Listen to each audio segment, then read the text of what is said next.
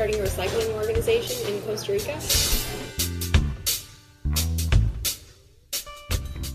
And while we were there, we did a lot of reading, and when we moved back here, we recognized a need for new distribution methods. And the CSA maybe isn't new, but the way we're going about it is a little different. We work with 4 or 5 local farms. They're all local, all organic, and we basically do the same sort of individual sign up with us. And then we we work with 4 or 5 farms, and they deliver all of the produce to us, and we resort it, pack it into the boxes. And there's a few advantages. One being that pooling different resources of the farms together to have more variety and offer the clients just more in general, because we're working with more than one farm. It also it minimizes the risks associated with farming, which is a big thing with CSA. So farmers are farmers. They enjoy farming and growing food. And that's their specialty. That's their specialty, and that's what they should spend time on.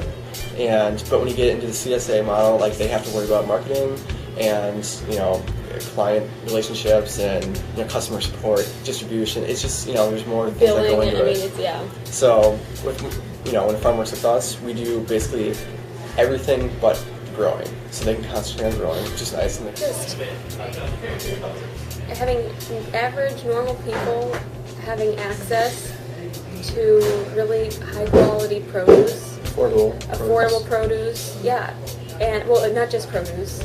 I mean, our business deals with produce, but everything that goes along with that.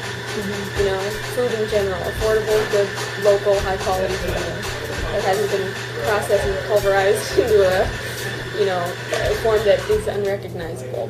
We're not reinventing the wheel. No. It's already happened.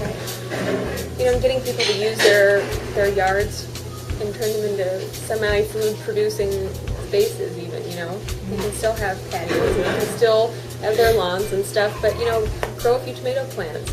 Supplement the food that you buy in grocery stores with, just a little bit, and it makes a big difference. A small area can produce a surprising amount of food for a family, so. And, cheap food is just that. It's cheap food, and the nutrition and everything that goes around it and the way that it's brought to you is, corners are cut, and it's not in people's best interest. Good food needs to find its home.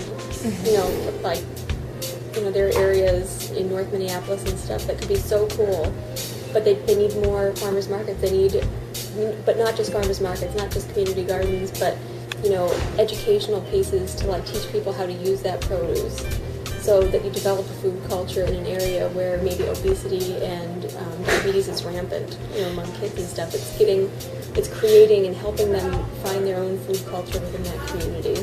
Yeah. Because people that in this subculture, they understand the importance of eating locally and organically and that whole thing. They know why they're going to do it, but there's that whole they're sold on the idea, so to speak. There's a whole other part of the U.S. that doesn't see the importance of it or has been educated about it. Yeah, I think the Twin Cities in general is a great area for local food. Minneapolis in particular, we're doing a lot of initiatives, obviously with Homegrown Minneapolis. Everything though, from tons of farmers markets popping up, community gardens.